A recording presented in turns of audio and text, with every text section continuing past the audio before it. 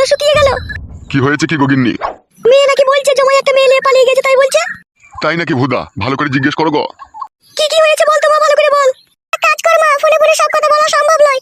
তুই যেখানেই আছিস, যেভাবে আছিস, আমার বাড়ি আয় একবার তাড়াতাড়ি করে। ঠিক আছে রে মা, তুই একটু অপেক্ষা কর, আমি এই মুহূর্তে বাড়ি থেকে তোর বাবা আর আমি বেরিয়ে চললাম। আচ্ছা ঠিক আছে, তুই তাড়াতাড়ি চলে আয়, আমি ফোন রাখলাম। হয়েছে কি গগিন্নি? একটু ভালো করে খুলে বলো না মারা, সব সময়তে অত পেঁচাল করো কেন তুমি? তোর জামাই ফাটা কুকুর বেটা কোথাকার কোন একটা সতীনকে নিয়ে পালিয়ে গেছে, আমার মেয়েকে ঘরে রেখে দিয়ে। আরে সর্বনাশ, সে খান কি ছেলে কি কাজ করেছে বলো দেখিনি। তাহলে এখন কি করবে গিন্নি ভাবছো? তুমি এক কাজ করো, এই মুহূর্তে এখনই আমার সাথে চলো, এখনই ট্রেন আছে, এই ট্রেনে গেলেই আমি তাড়াতাড়ি করে চলে যেতে পারবো। ঠিক আছে লাউড়া, চলো।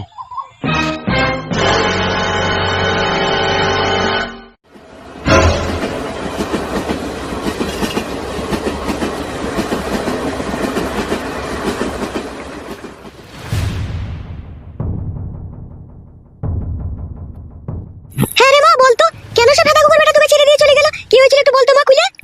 মারে, তোর বাড়ি থেকে যখন আমি সোনার জিনিস দুটো নিয়ে এলাম, তখন ও বাড়ি এসে ও বাড়িতেই বসেছিল। আমি আসা মাত্রই আমাকে বললো, জিনিস নিয়ে এসেছিস? আমি বললাম হ্যাঁ নিয়ে এসেছি। তো ও তখন বললো, কই জিনিসটা আমার হাতে দে।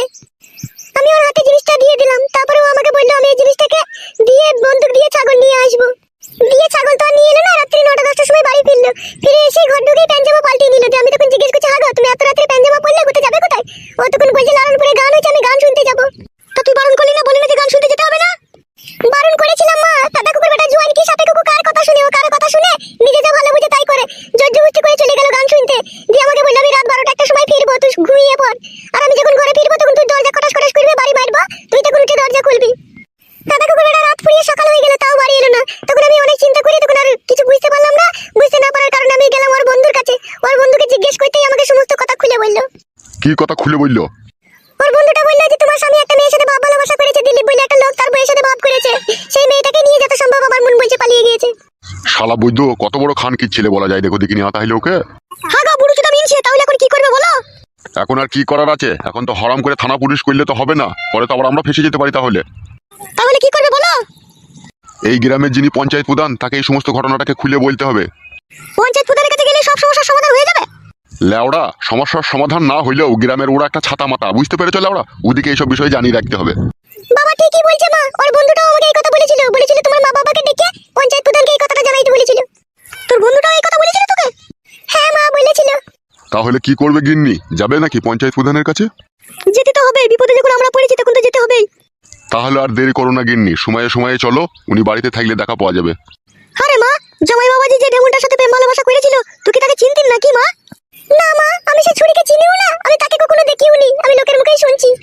হিদা কুকুর বেটা জামাইয়ের তালে মনে মনে এই কুমতলব ছিল, আমার বাড়ি থেকে সোনার জিনিস নিয়ে এসে সেই সোনার জিনিস বিক্রি করে দিয়ে কোন ঢেমনকে যে নিয়ে বেরিয়ে গেল বাড়ি থেকে। ছি ছি ছি ছি, এগুলো লোকে শুনলি বা কি বলে বলো তো? লোকে আবার বাল বলবে নাকি? লোকে তো চাই খাটি মজা লাগিয়ে দেবো আর মজা দেখবো ওরা। তাহলে মা, জামাই বাবাজির বন্ধুরা কেউ এইসব বিষয়ে জানতো নাকি? একজন জানতো মা, তা সে তো জামাইকে অনেক বারণ করে। তো জামাই শুনে নিকো, তো জামাইয়ের সাথে হাতাহাতি ঝগড়া হয়ে গিয়েছিল, তাও শুনে নিকো সে কাদা কুকুর বেটা। শুনবে কি করে সে শালো? পিড়িতে মজলো মন, কিবা হারি কিবা ডুম। পুরুষ মানুষ হচ্ছে ভালোবেসে যাকে একবার ভালো লেগে যায় তার জন্য জীবন দিতেও পেছপা হয় না।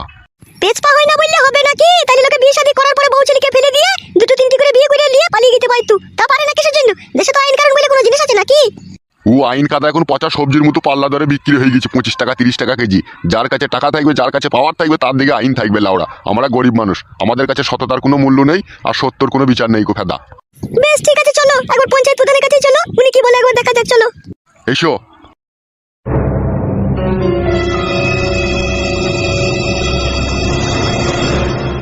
হ্যাঁ বলো দিলীপ বাবু, কি তোমার অভিযোগ আছে বলো। প্রধান সাহেব, আমি আপনার কাছে বড় দুঃখের খবর নিয়ে এসেছি। দিলীপ বাবু, কি দুঃখের খবর নিয়ে এসেছো বলো, নির্ভয়ে প্রাণ খুলে বলো তুমি আমার সামনে। প্রধান সাহেব, আমরা গরিব অসহায় বলে আমাদের ঘরের বউদের ইজ্জতের কি কোনো দাম নেই? দিলীপ বাবু, বেশি ভনিতা না করে কি হয়েছে একটু খোলাখুলি বলো। প্রধান সাহেব, রাতের অন্ধকারে একজন 22-23 বছরকার যুবক আমার বউকে ভুলিয়ে ফাঁসিয়ে নিয়ে চলে গিয়েছে।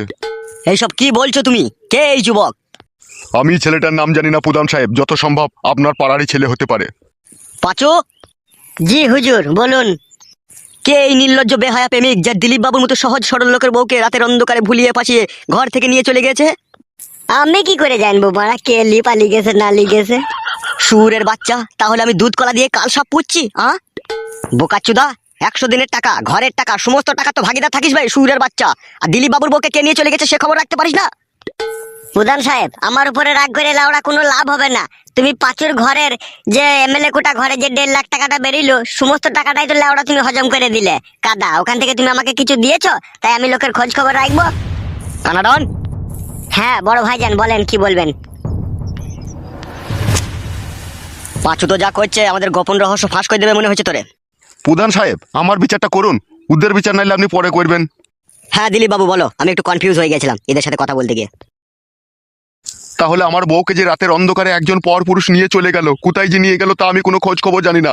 সে তো যা মন গেছে তাই করছে আমার বউকে নিয়ে। আমার বউয়ের তো ইঞ্জিল পুরো সিরিজ করে দিয়েছে লাউড়া। এখন আমি কি করব আপনিই বলুন। লেওড়া, আমার পাড়ার ছেলেতে এরকম কাজ করলো দিলীপ বাবুর স্ত্রীর সাথে, আর আমি প্রধান হয়ে খোঁজ রাখিনি বড়া। ছি ছি ছি, আমি কেমন বালের প্রধান তাহলে? আপনার কোনো দোষ নেই প্রধান সাহেব, দোষ সম্পূর্ণ আমার বউয়ের। তা বললে কি করে হয় দিলীপ বাবু? আমি এই গ্রামের প্রধান, এই গ্রামের যত ফোন লাইন কেস হয় সমস্ত খোঁজ খবর আমার কাছে থাকে, আর তোমার বইয়ের ফোন লাইন কেসের খোঁজ খবরটা আমার কাছে নাই। এ তো আমার কাছে আশ্চর্যের বিষয়। প্রধান সাহেব, এই ব্যাপারে আপনি সম্পূর্ণ পুরো নির্দোষ, দোষ সম্পূর্ণ আমার বইয়ের। তা দিলীপ বাবু, তুমি কি তোমার বউকে খাওয়া দাওয়া দিতে না, নাকি শাড়ি চুড়ি এসব কিনে দিতে না, না ভালোবাসতে না, তাই হঠাৎ করে তোমার ঘর ত্যাগ করলো? শাড়ি চুড়ি খাওয়া দাওয়ার অভাব ছিল না প্রধান সাহেব। এখন তো পাড়ার লোকে বলছে আমার লিঙ্গুর দোষ ছিল। তা ডাক্তার দেখাইনি কেন বোকাচোদা তুই? ডাক্তার দেখাবার অনেক চেষ্টা করেছিলাম, বউ খাটি বারণ করতো, বলতো তুমি ডাক্তার দেখিও না, শিরার দোষ হয়ে যাবে, যাইবে একটু থার হয়েছে, পরে আর ওটুকু হবে না। তাহলে ওরা এখন আমি তোর কি বিচার করতে পারি বল? এখন কথা হয়েছে ও মেয়ে তো ঘর ছেড়ে চলে গিয়েছে, আমার মান সম্মান তো সব হারিয়ে দিয়ে গেছে। ও মেয়ে এলে আমি আর সংসার করতে চাই না। তুমি একটা কাগজপত্র করে দাও, ঠিক আছে? ওই মেয়ে যাতে ভবিষ্যতে যাতে আমার কাছে আসে, তা আমার যাতে কেউ দোষ না দিতে পারে, থানা পুলিশ যেন আমাকে দোষী না সাব্যস্ত করতে পারে। সে তো মানা করে দেওয়া হবে একটা কাগজপত্র, কিন্তু সে মাগি গেল কার সাথে? প্রধান সাহেব, প্রধান সাহেব, কে? আমি ফুটুর বউ, আপনার সাথে একটু কথা বলতে চাই।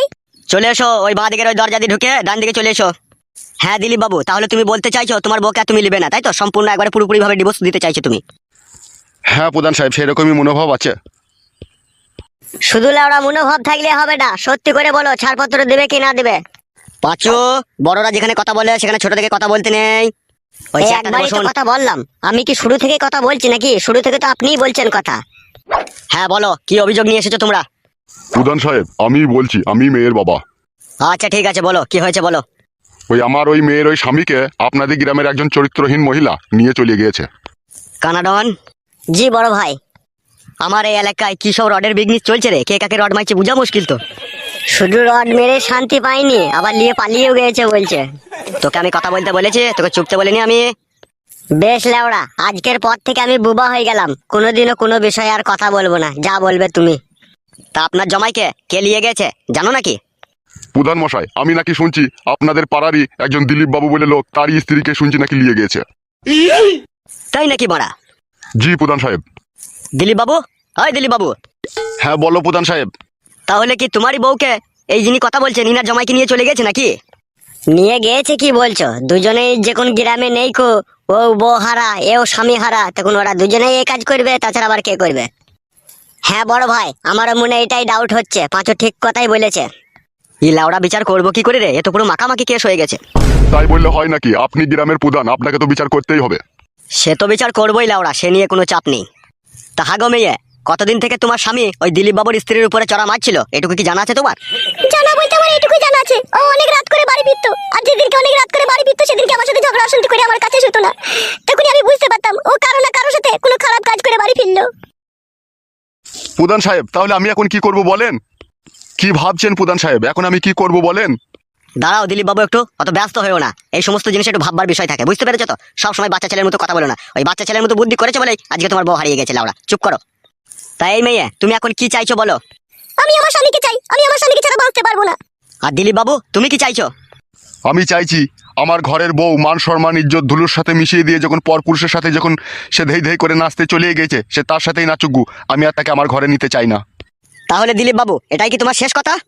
জি প্রধান সাহেব, আজকের পর থেকে আমার বউকে আর আমি নিতে চাই না। আমি মন থেকে, জান থেকে, প্রাণ থেকে ওকে আমি চিতাতে চন্দন কাঠ দিয়ে পুড়িয়ে দিলাম, ওকে আর আমি ঘরে কোনোদিনও তুলতে চাই না।